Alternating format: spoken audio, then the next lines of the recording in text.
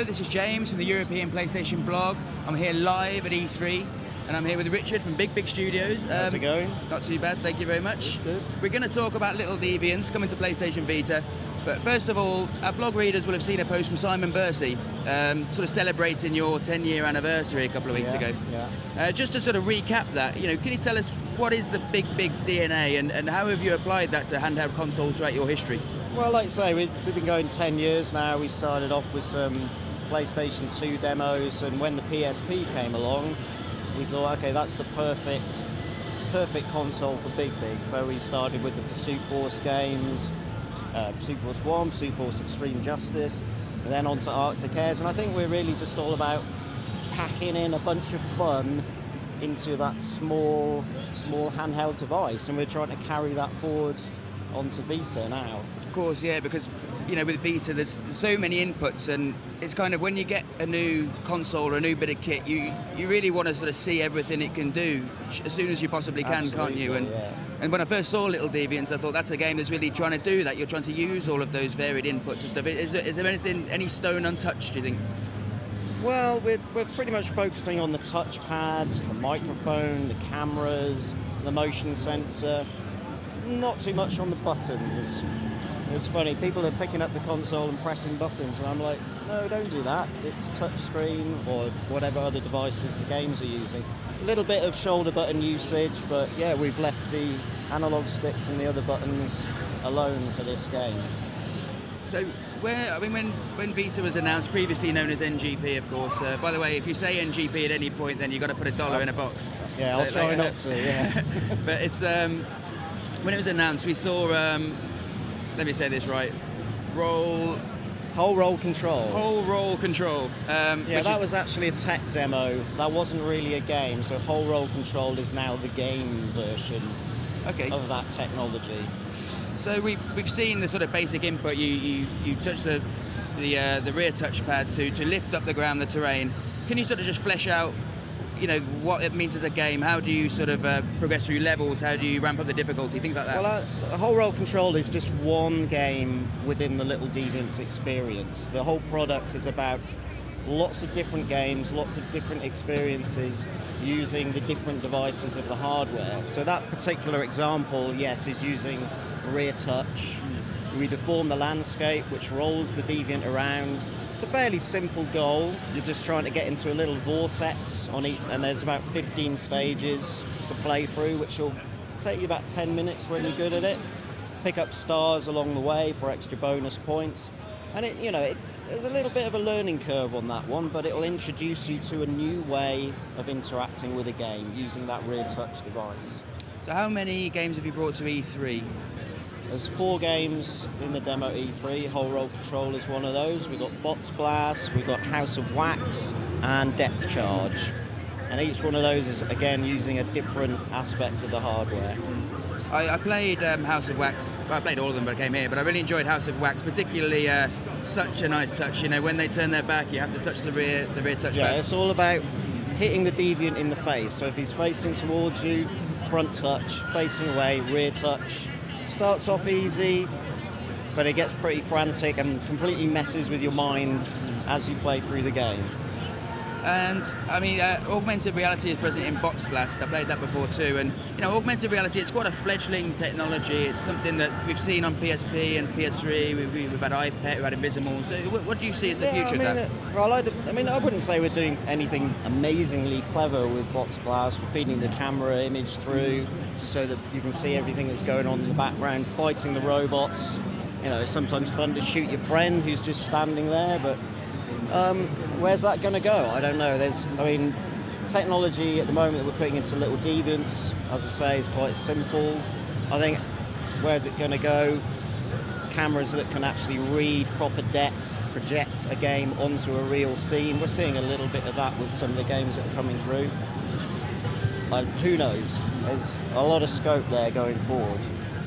We sent out a tweet a while ago, so this might be a good time to bring in my transatlantic counterpart Sid to see if we've got any interesting questions on Twitter. All right, I got one good question here. It's from Bades47 over Twitter. He wants to know, Little Deviants is such an interesting idea. Where did that idea come from, and did they plan on using all the Vita's features from the start? Okay, well, we didn't plan on using all the features from the start. It was a very, very, very simple concept to begin with.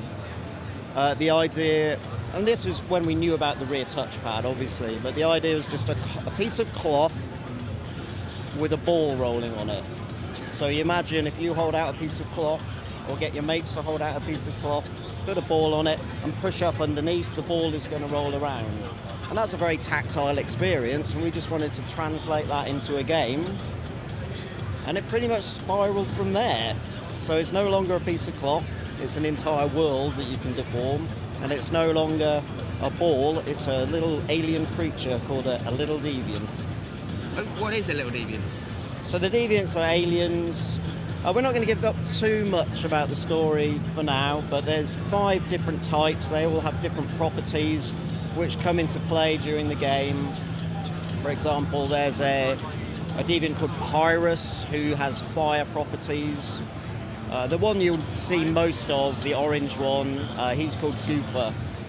And they're only types of deviant, they're not individual characters. There's lots of each type who exist in the world. With the hardware, I mean, I presume, had as much time with PlayStation Vita as any other developer, really.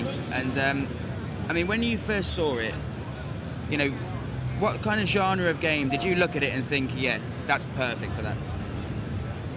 When we first saw it, I probably can't even tell you what it looked like.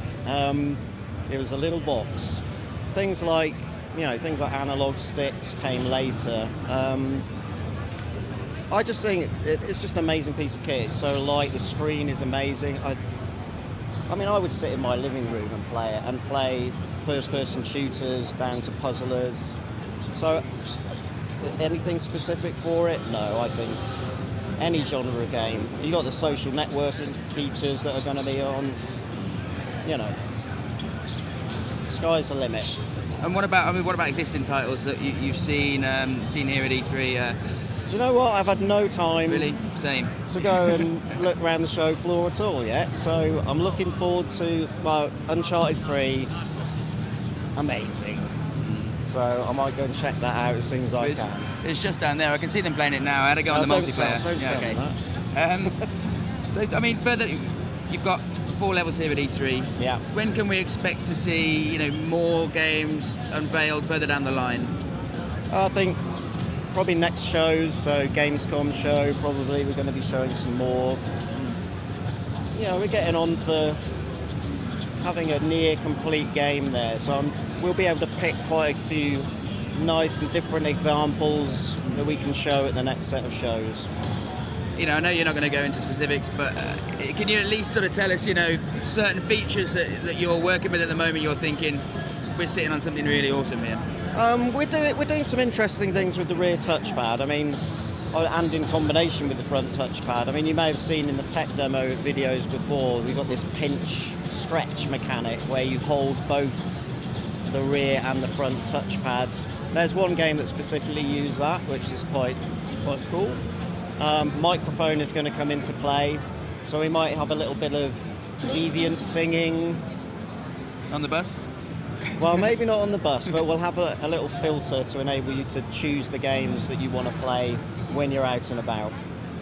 Another thing that you mentioned in a previous interview I did with you a couple of weeks ago is you've added like sort of calibration. So where you're using tilt, you can adjust that depending on your... You can adjust the tilt basically the default tilt setting. So if you want to lie backwards in bed and play a game, then essentially you can play it upside down and it'll still function normally. You don't have to have the device just flat. I think we're probably drawing to a close now, but kind of with somebody as much experience as yourself making handheld games, but you've made a few, hit portable titles. But, what do you think makes a really strong portable game experience?